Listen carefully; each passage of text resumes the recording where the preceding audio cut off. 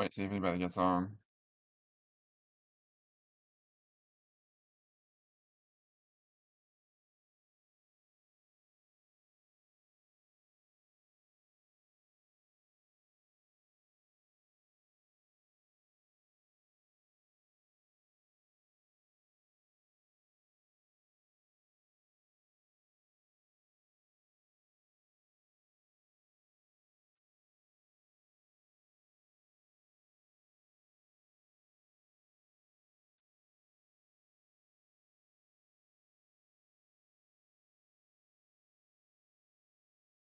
All right, looks like we're live.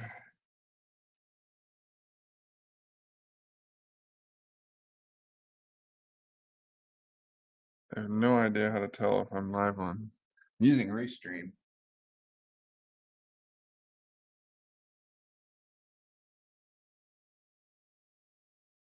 Yeah.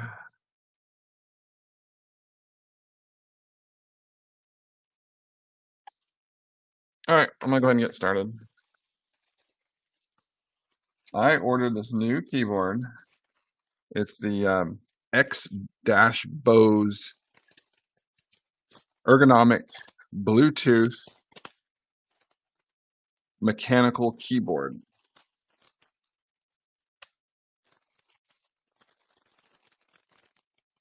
And I ordered the little extra case that comes with it. I also ordered the Night Plus, which is their top of the line, because it comes with a magnetic detachable number pad, which I really need. I use the number pad a lot, quite addicted to it.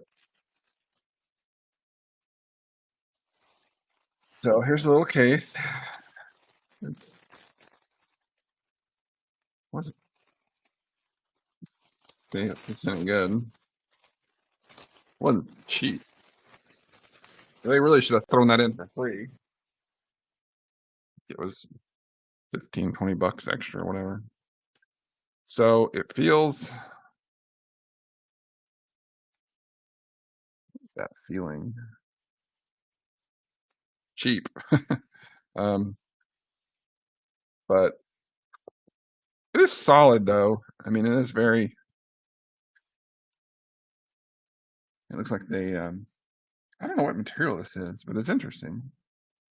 But I mean, it'll work. I mean, it looks like it'll last a while. I can take that back. It's not cheap. It's just different. I've never seen anything like that before. I've never seen a case made of this material. It's soft. You can see that. Whatever. So here's what it looks like. You can see it. It came from China and took like almost 2 weeks to get here because, well, first off, I had the bad luck of ordering it the day a Chinese holiday started, so it was delayed for several days because of everybody takes off that week in China or something, and then that literally took a week once it was finally added into the system in FedEx before it finally left China. But once it hit America, it got here in one day. All right, here's what we got. We have a key puller. This is with mechanical keyboards. You can take them in and out, and you can actually buy. They sell all kinds of different times. I got the brown, silent brown, and they are. I forget what it's described as, but normal brown's a little clicky, and I didn't want the clicky sound. I certainly didn't want blue, which is the traditional old-timey kind that's click, really loud. Oh, a nice long USB-C cable. I like that. That'll work on this will be nice on my iPad, but I mean, it's Bluetooth, so I'm probably never going to use this anyhow, but I have add this to my collection of USB-C, but it's USB-A to C, which is interesting. Directions of some sort. I'm guessing this is also a puller of some sort. I'm not a aficionado of mechanical keyboards yet, so I guess I'll learn what these things are for. I mean, those of you who use them already probably are like, you dummy, those are for whatever. But I don't know that. Little feet. Guessing these are feet. Oh, they're magnetic. Oh, that's cool. Magnetic feet.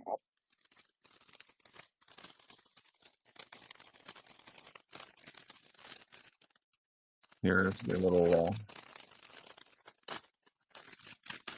Sorry about all that. Well, it's got some heft to it. I thought it was going to be light. It's actually kind of heavy. Um, I was going to use this somewhat mobile. I guess. It's still mobile, but still, it's a little heavier than I thought. But yeah, you can see how it attaches. See, it can attach either side. You can do over here or over here. Even though I'm left-handed, I still do this right-handed. And so this keyboard's really different. It actually is not a traditional keyboard, so I'm going to have to learn new things about the keyboard. So we have an escape key on the number pad. I think there's one on here too. Yeah, there's one here too, but I kind of like that. I've never had one there. I think for me it's not going to be too hard because it's so wildly different. If it was just like the Mac keyboard was hard because it was just slightly different with different keys, and of course the Mac OS was the real problem, where it, even though the keys were exactly the same on my Microsoft Natural keyboard, the OS was different. But this is going to have a lot of very different. So I've got a forward slash and a star on here. Never had that on a number pad before. That's going to be interesting. And then a function key, and then tab. Got a tab key and a function key. Very oddball. Here, let me get very oddball way of doing things, but they've done some research. Oh, and here's the sound. It's not very loud. See, you can hear the difference. Here's an older keyboard, and then here's this keyboard. So it's a lot quieter, and there's no noticeable click feeling. I may have to order different ones to see what I really like, because I've never really used a mechanical keyboard before, but it feels pretty good. And now for the main product. Ooh, this has got some real heft to it. This is, gosh, a good several pounds. Here's my fancy knife. I don't know if that's bone or ivory or whatever the heck that is. It was a gift, so I didn't buy it if it's ivory.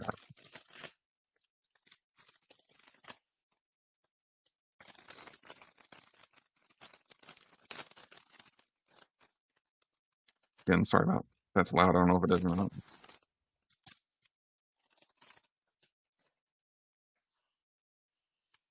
So here it is. If you can see that or not, but it is wackadoodle. It is weird. It is a very strange keyboard. Well, there we go. So we've got escape is in the normal place, but if you'll notice, there's a backspace here, an enter key in the very middle. There's no single space bar, which is not a problem because I never hit the middle of my space bar anyhow. I'm always hitting the left or right side. So we got Control and Shift in the middle. Control and Windows are where they have always been. And then there's a big giant Alt key, which is odd. So this is not too out of the div. So they've just added stuff. They haven't really taken away, except for the fact that actually, yeah, it's Control key, and it's even got arrows on here, which I like that. Enter key is over here, and it's got a big giant backspace key. And a big delete key, which, it's unusual. You don't have a delete key on a, well, yes, you do. Never mind. And print screens up here, plus and minus. So let's see, that just attaches right onto there. It'll hold on to it really well this way. This way, but it'll fold off if you do it like that. So you have to have this down. And then, like I said, it attaches to the other side. Oh, I just realized why I need that cable is because it's charging, and I'm assuming that it will charge together. See, this has its own charging cable on it.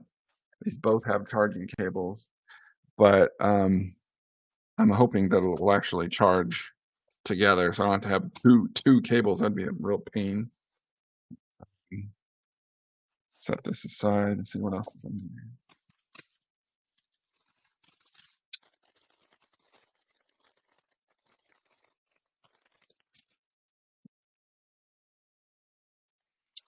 Interesting. Came with some extra switches, I guess. I'm not sure what those are for.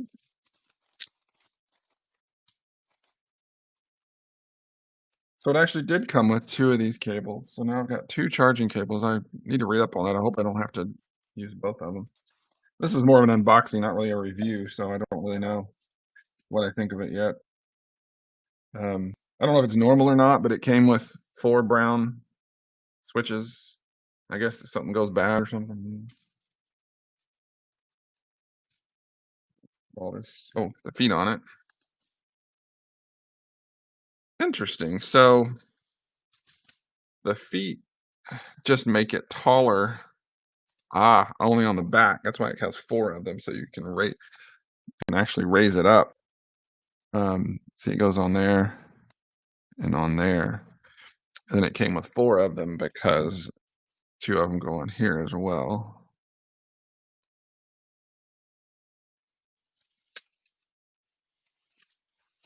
Let's hope it has at least a little bit of charge so we can take a quick look at it.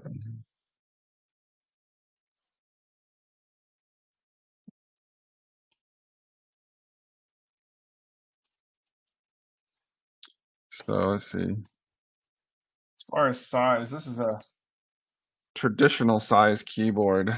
So it's basically exactly the same, essentially the same length of a traditional keyboard that you would get with default, comes with any computer, and actually thinner in some ways. But it's definitely heavier. I have to go weigh it, but gosh, this is a good 4 pounds or something. It's really heavy. So there's my home keys. Yeah, this is going to take a little getting used to because things are a little bit differently. I noticed in some of the other reviews I saw that the keys are not all flush, so that each key row is a little higher than the other, so you step up and step down.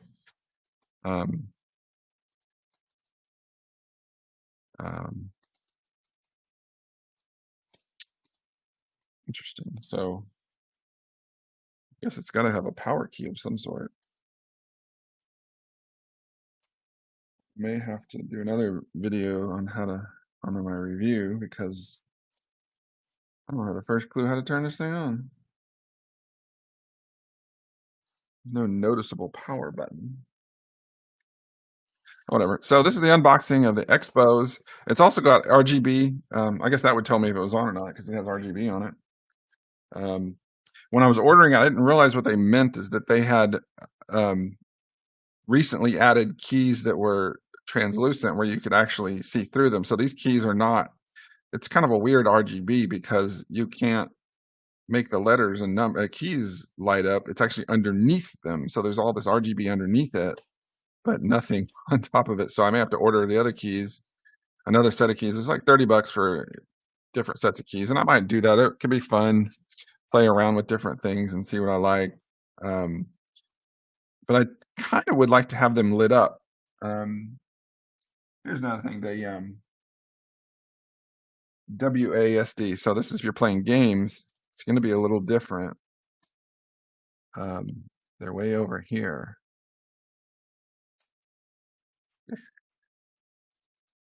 So it could be, it's funny. I saw one review said this was horrible for games and one that said that it's actually going to change gaming. So I don't know.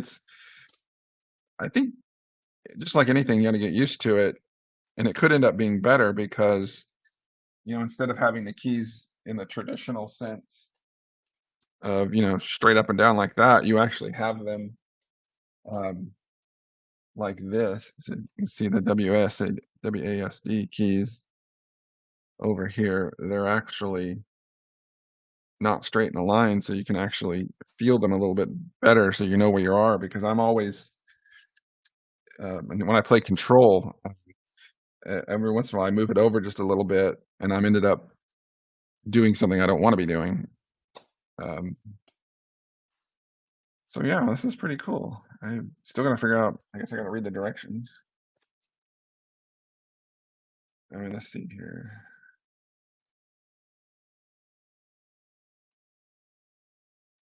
Okay, so all the function keys have a separate value of normal. You know, the keyboard has its own settings for that, so you can actually control the keyboard. You know, just like a laptop, I suppose. You know, you have function F something to do different things. You can switch drivers, backlink mode.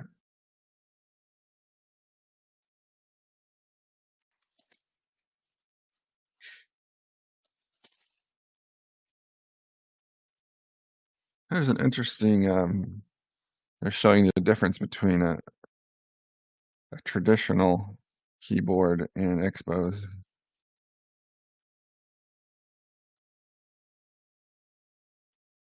I have no idea how to turn it on.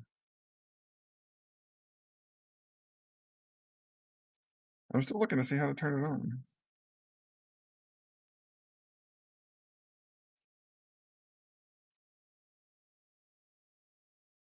It does not say.